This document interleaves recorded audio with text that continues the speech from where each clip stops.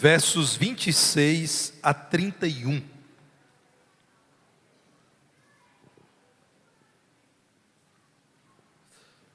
As crianças já podem seguir agora, porque me parece que todas estão ali bem identificadas, posicionadas, e daqui a pouco os adultos e as crianças se reencontrarão.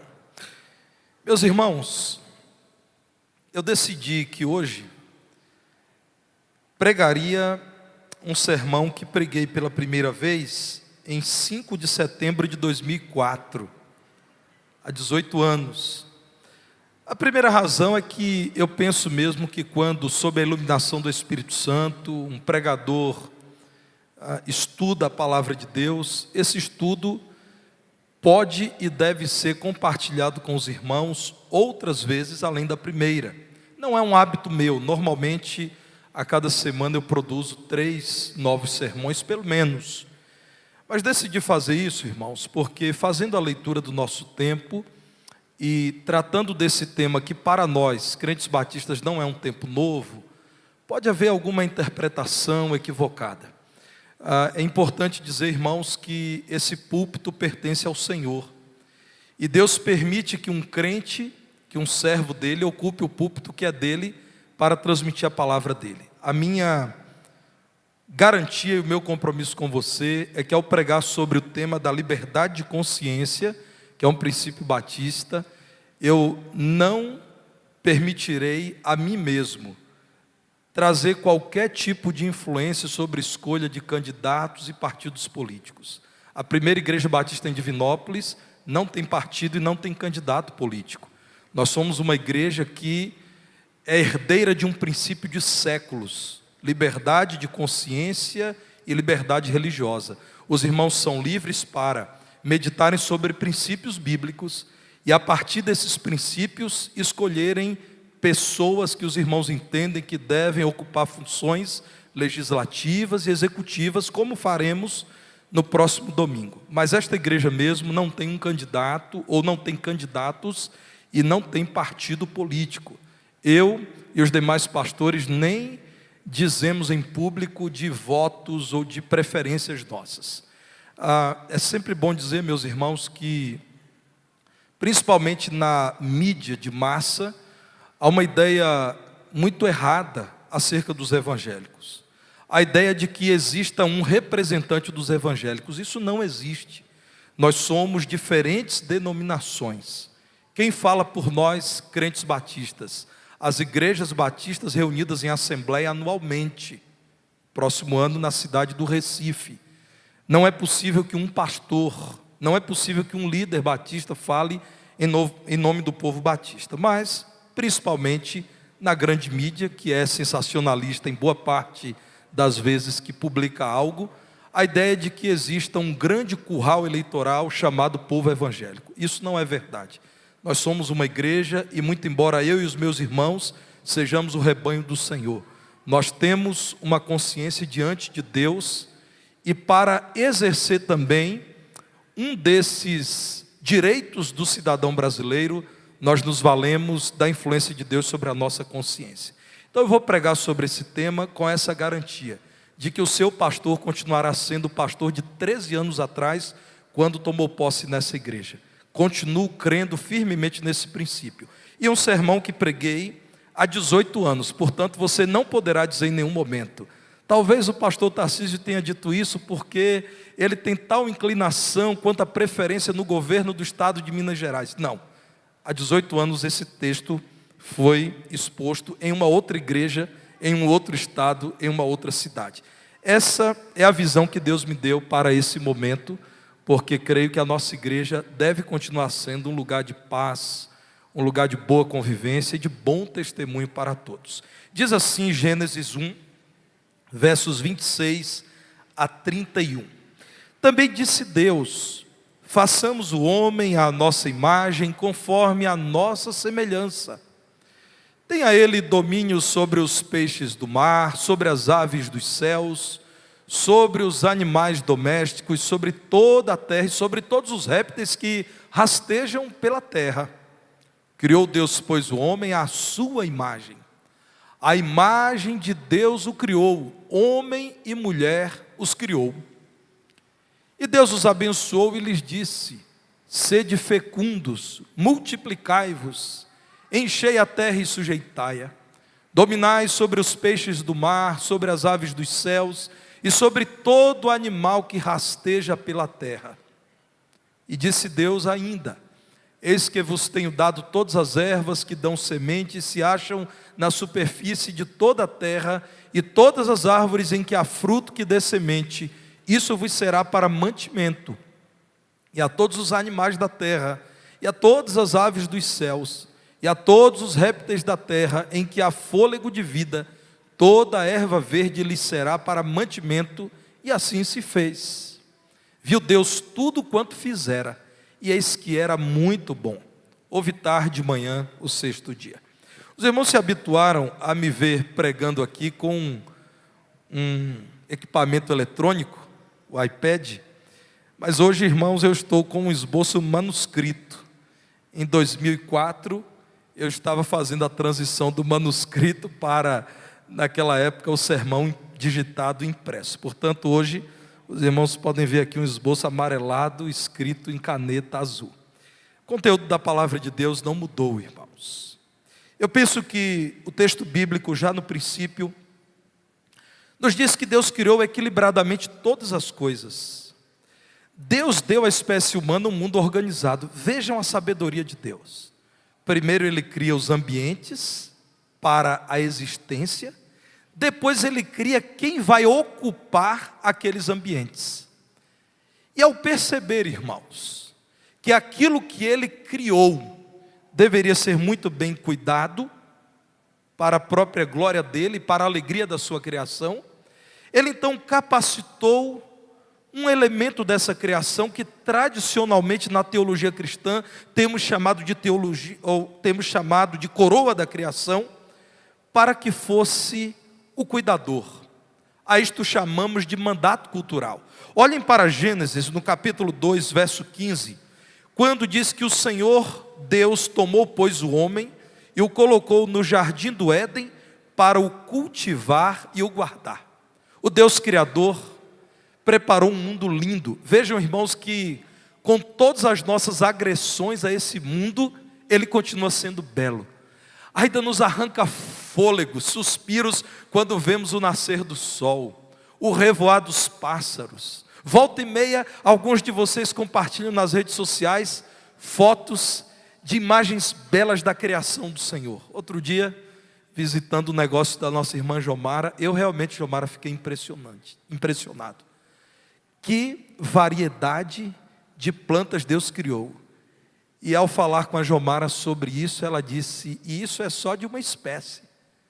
Irmãos, que coisa linda é aquilo que Deus criou.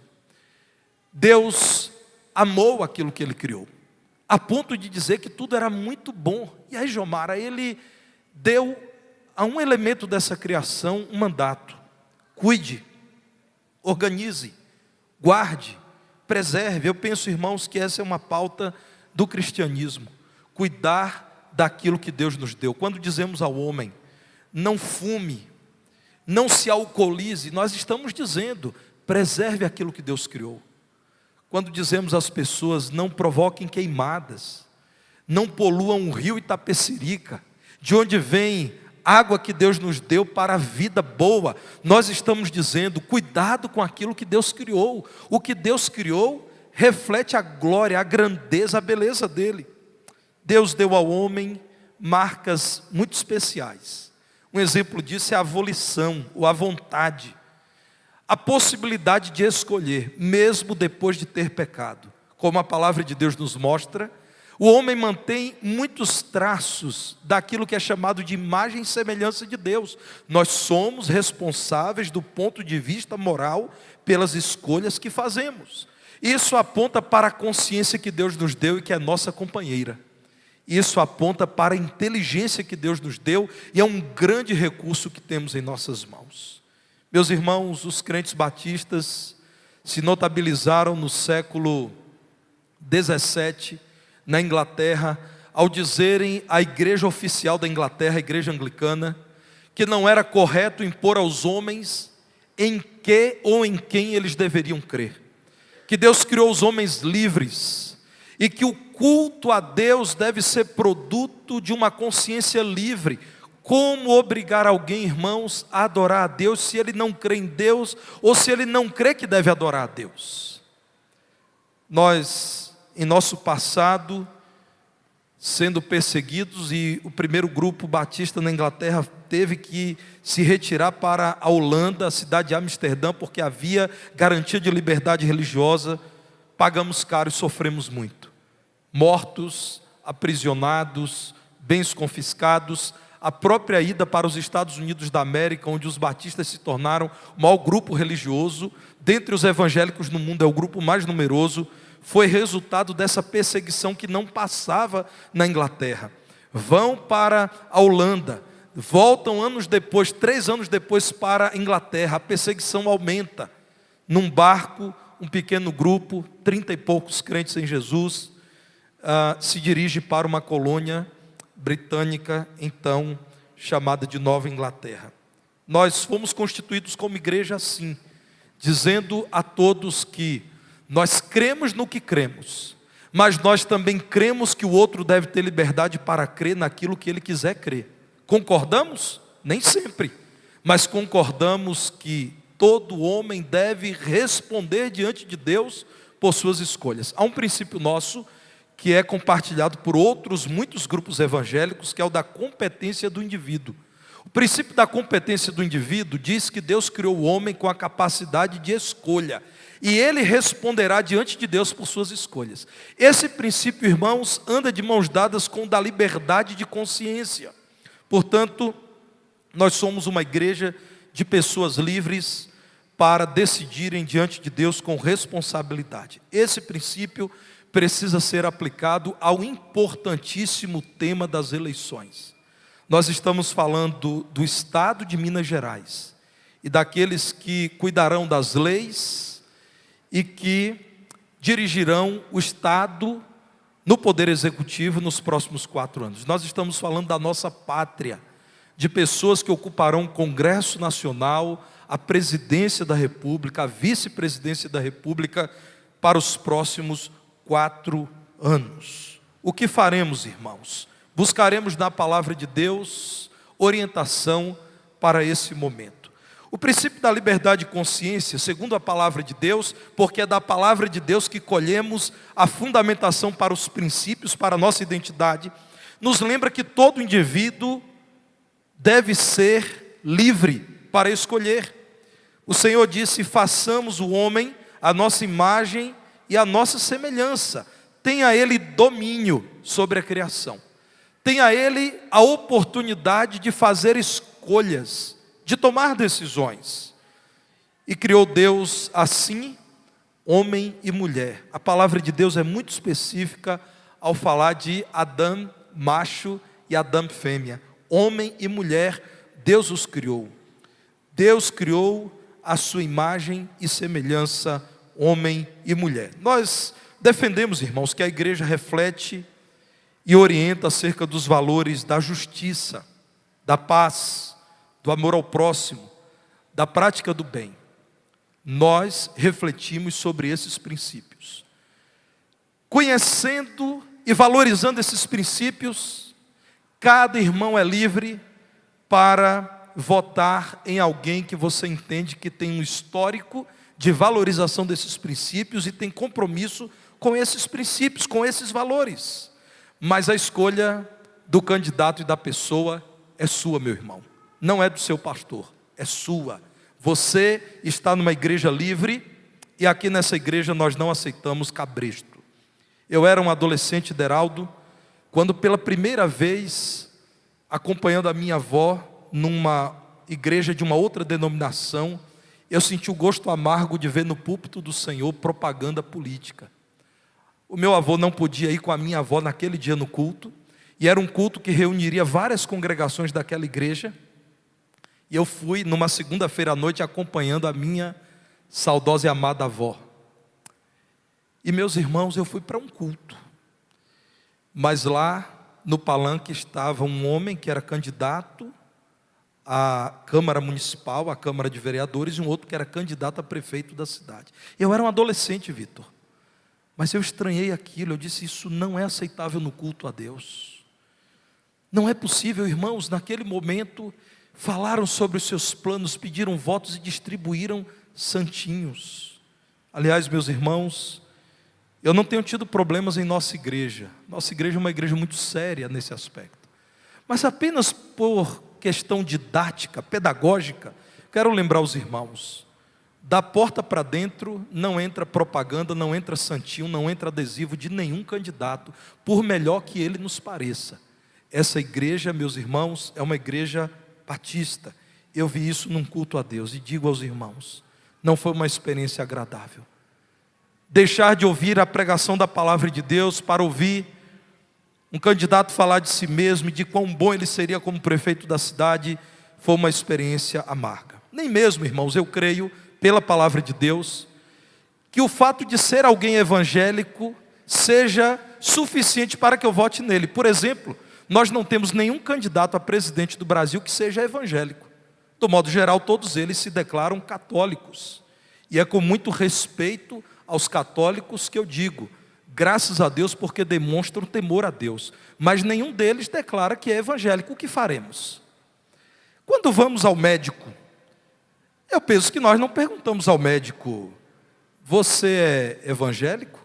Irmãos, eu tenho aqui em Divinópolis alguns médicos, e com 2 deles eu tenho estabelecido diálogo evangelístico, já dei Bíblia de presente, convido para vir ao culto. Eu não faço essa escolha pensando na fé deles. Eu penso que quando contratamos um engenheiro, não perguntamos ao engenheiro qual é a religião dele. Meus irmãos, não é suficiente. É necessário pensarmos que somos livres para votar com bom discernimento. Você é livre para obedecer aquilo que a palavra de Deus diz. Filipenses capítulo 1, versos 9 a 11. Há muita gente que no exercício da sua liberdade desprezará esse ensino.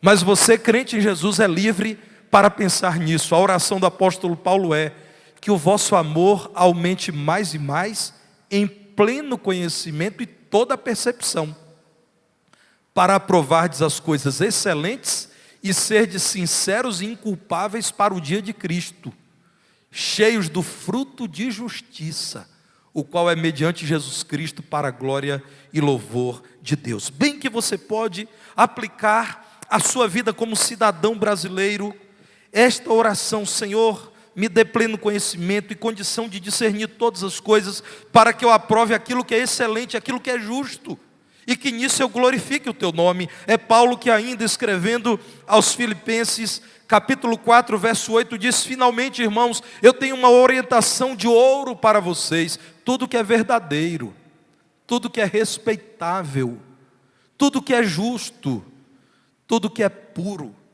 tudo que é amável, tudo que é de boa fama, se alguma virtude há e se algum louvor existe, seja isso que ocupe o vosso pensamento.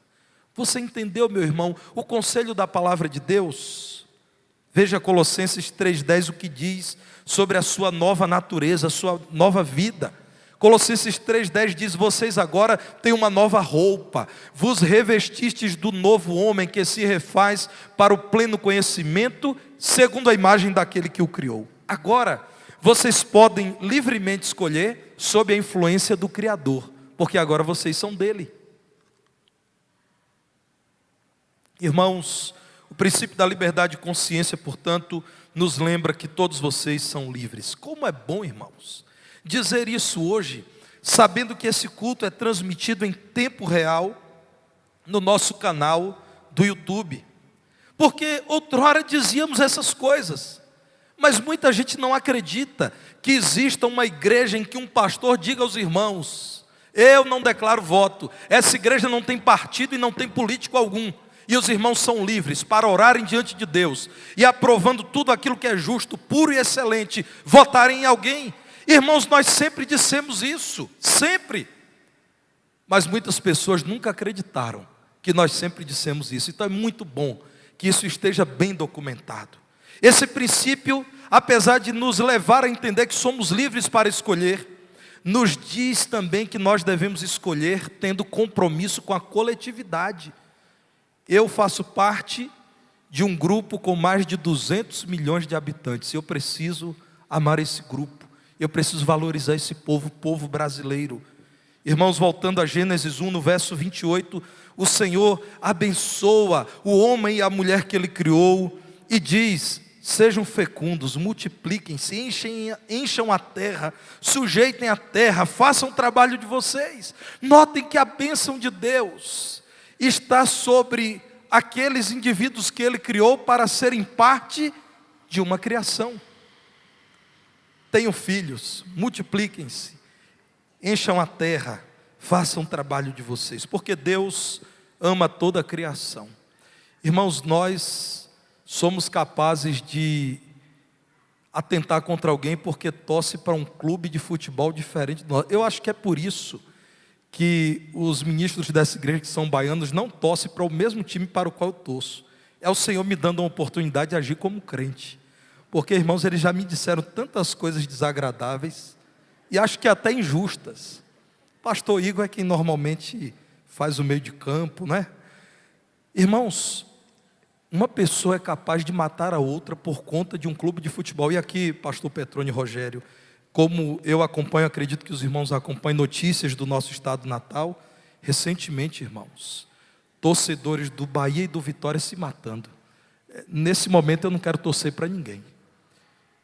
Eu lembro de anos atrás, irmãos, em frente a um hotel na Lagoa da Pampulha, os irmãos devem lembrar, após um jogo Cruzeiro e Atlético. Eu não lembro mais quem matou quem, então, irmãos, eu não vou ser injusto, mas conseguiu uma torcida de um desses dois times encurralar um torcedor de uma outra torcida. E com um cavalete, Clarissa, é uma das imagens mais tristes que eu já vi. Com um cavalete na cabeça do outro, matou o rapaz. Irmãos, o homem deixado à sua própria sorte, sem a influência do Senhor, sem a moderação que vem do Espírito de Deus, é capaz de matar por conta de um jogo de futebol. Outro dia, eu visitei o esposo da irmã Miriam, o Moacir, e ele disse: pastor, eu sou cruzeirense, meus meninos tudo atleticano. Eu fico feliz demais quando dá empate, porque todo mundo fica feliz aqui em casa. Não foi isso, irmã Miriam, que ele disse? Irmãos, o ser humano é capaz de matar por um clube de futebol. Ultimamente, não apenas no Brasil, mas em todo o mundo, se multiplicam as notícias de gente que mata por discordância política. Eu voto em A, você vota em B, eu tenho que te eliminar. Irmãos, vejam que a palavra de Deus diz acerca da visão que o Senhor tem da sua criação. Provérbios 15, verso 3. Os olhos do Senhor estão em todo lugar, contemplando os maus e os bons. Deus, irmãos, é tão misericordioso, é tão amoroso. Deus é tão diferente de nós pecadores, que Ele continua mantendo o seu olhar sobre quem faz o mal. E Ele, como Deus, certamente amando aqueles que se convertem da maldade para a bondade. Deus vê maus e bons. Vejam o que nos diz Mateus capítulo 5, versos 43 a 45.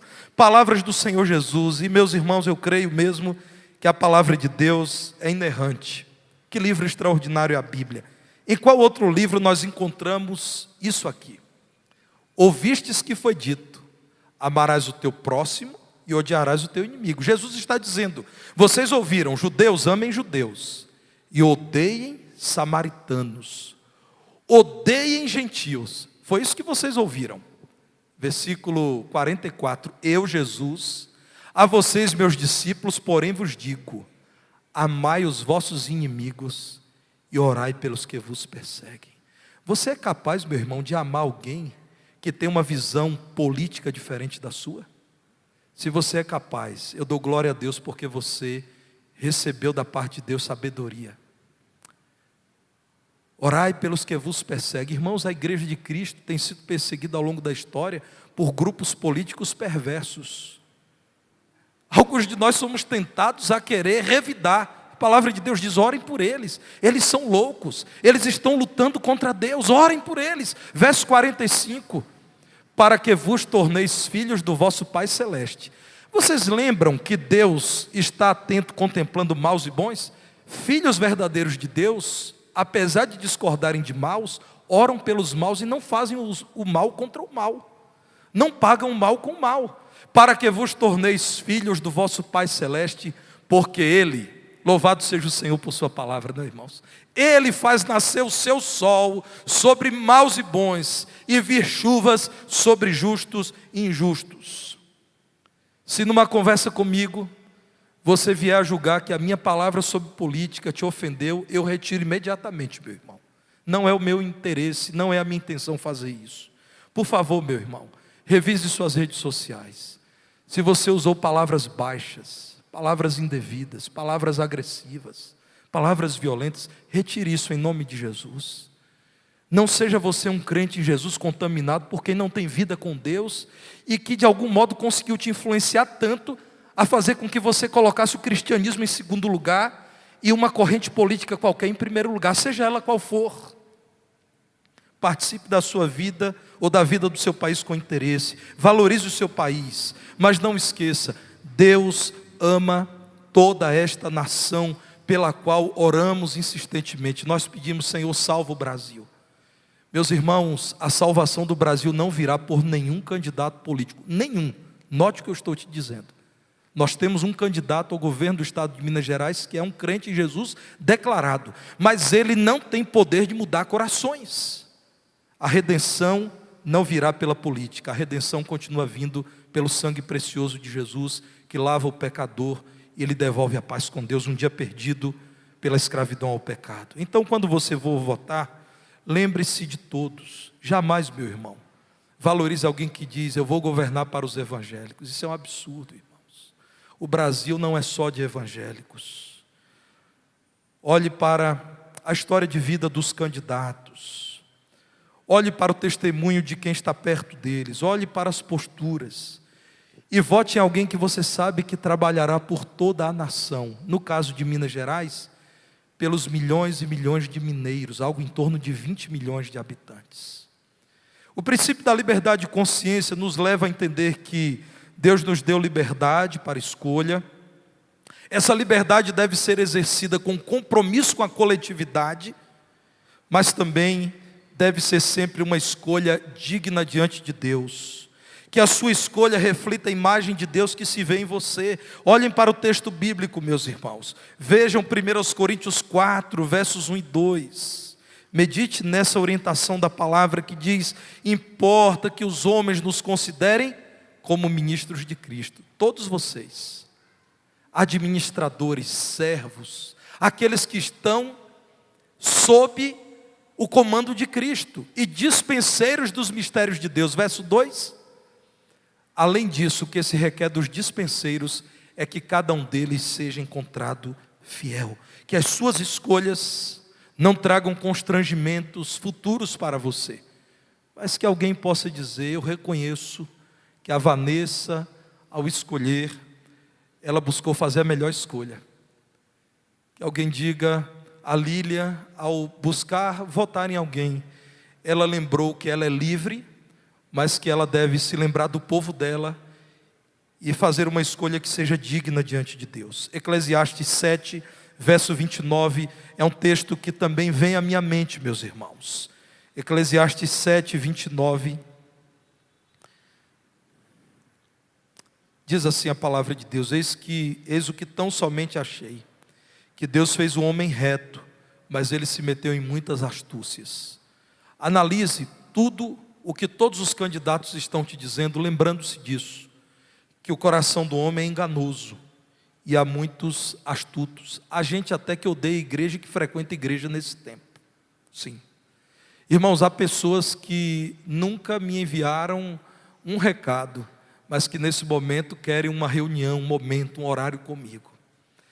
Chega a ser constrangedor, irmãos, porque alguns são agressivos. E por vezes a nossa secretária Ruth já passou até por momentos difíceis, né, Ruth? Com a forma incisiva como alguns desejam de todo modo um espaço aqui nesse púlpito e não vão ter, e nunca tiveram, nenhum deles. Se o meu pai vier morar em Divinópolis e ele for candidato a prefeito de Divinópolis, ele não vai ter a palavra aqui. E se o pastor Tarcísio for candidato? Não vai ser, irmãos. Irmãos, O meu compromisso diante de Deus e diante do povo de Deus eu nunca serei candidato político, porque eu não tenho tempo para isso. O meu tempo é pequeno para cuidar do rebanho do Senhor. E se um dia eu cometesse esse absurdo, eu não usaria o nome de pastor. Particularmente, eu considero confuso, indevido e até abusivo me candidatar a qualquer coisa e colocar lá pastor Tarcísio. Irmãos, vai que eu cometa um erro, foi o pastor. Ao longo dos últimos anos, pessoas foram presas porque cometeram desvios e lá estava a alcunha de pastor. Isso é constrangedor para a igreja, irmãos. Será que nós não somos capazes de amar a igreja a ponto de livrá-la das nossas escolhas? Eu não serei candidato. Eu penso que Deus me deu uma função muito mais importante do que a de qualquer político. Mas se eu fosse, não haveria um PR na frente. Decididamente não haveria. Meus irmãos, nós fomos da apatia à euforia política, sacrificando até o bom nome de cristão no Brasil. Muitas vezes prejudicando as igrejas evangélicas. É preciso que alguém diga basta. É preciso que alguém relembre que continua sendo mandamento do Senhor, o que está em Êxodo 20, verso 7. Não tomarás o nome do Senhor teu Deus em vão, porque o Senhor não terá por inocente o que tomar o seu nome em vão. Muito cuidado, se você está misturando a Bíblia com campanha política. O nome de quem você prefere com o nome de Deus, declarando em nome de Jesus, como há 8 anos, lembro-me de uma jovem empolgada no púlpito de uma grande igreja, profetizando que tal pessoa seria eleita presidente do Brasil, 8 anos atrás, não tem nada a ver com a realidade atual. E a pessoa não foi eleita. Tomar o nome do Senhor em vão. Não é o pastor Tarcísio quem está dizendo, porque é pastor tradicional. Não. Os irmãos já sabem. Sou pastor batista e continuarei sendo, e nossa igreja é uma igreja tradicional. Portanto, nós sempre praticamos esses princípios. Mas não é, meu irmão. A visão desta igreja é a visão do pastor. A palavra de Deus está dizendo, cuidado ao usar o nome santo do Senhor. Não tome o nome do Senhor em vão. E o que é dito é grave. Se você tem temor a Deus, você há de concordar comigo que a consequência de levar o nome de Deus em vão é grave. O Senhor que zela pelo nome dEle. O Senhor que ama a glória dEle, o Senhor que sabe o quão santo o nome dEle é, não terá por inocente crentes que estão usando o nome do Senhor Deus em vão. Mordomia também se vê nessa escolha, se nós somos capazes de administrar nossa consciência, pensando no todo e fazendo escolhas dignas do nome de cristão. Quando você for votar, meu irmão, pergunte a si mesmo, quem é esse candidato a deputado federal? O que esse candidato a senador pensa da fé? Porque se é alguém que despreza a igreja, que despreza o cristianismo, não vale a pena você votar. É claro, meu irmão, é visão de mundo. Eu não acredito que um homem tenha paz se ele não tem vida com Deus. E eu não acredito que esse país será melhor se não existirem as igrejas do Senhor nosso Deus. Se você conhece alguém que despreza, ridiculariza, zomba, e tem algum interesse escuso de perseguir igrejas, não vote. Eu não votaria. Veja com quem ele anda. Quem são os companheiros de palanque? Quem são os amigos de partido? Quem é a turma da pessoa? Pense nisso, meu irmão. Se uma igreja como a nossa é cristã e batista, deve valorizar o princípio da liberdade de consciência. Essa liberdade deve ser exercida com responsabilidade diante de Deus e do próximo. Onde você for, a sua consciência vai com você. Não brigue com a sua consciência. Tenha a sua consciência paz diante de Deus. E que Deus nos abençoe. Eu não tenho nenhum candidato para trazer os irmãos aqui neste púlpito. Não tenho e não terei. Neste púlpito, não. Ninguém fará isso, como nunca fez. Mas o que eu tenho para você é, olhe todos os valores da palavra de Deus. E só vote se você tiver convicção de que essa pessoa cabe em todos os valores da palavra de Deus, que são excelentes, que jamais errarão. Ouça a canção que você vai ouvir agora em oração. Ore por nossa nação, por nosso povo, pelas eleições, pelo seu voto, pelo meu voto, ore por isso. Coloque diante de Deus as escolhas que faremos no próximo domingo. Mas enquanto estiver ouvindo essa canção, ore mesmo pelo Brasil. Nosso país precisa que o povo de Deus ore. Talvez você, meu irmão, tenha feito mais campanha de partidos do que orado ao Senhor. Inverta isso, ore mais. enquanto você ouve essa canção. Deus nos ajudará, Deus nos preservará. Deus não precisa de ajuda para cuidar da igreja dele, não, irmãos. Deus continuará cuidando da igreja dele, seja quem for eleito. Ore agora, se você assim desejar, enquanto ouvimos essa linda canção.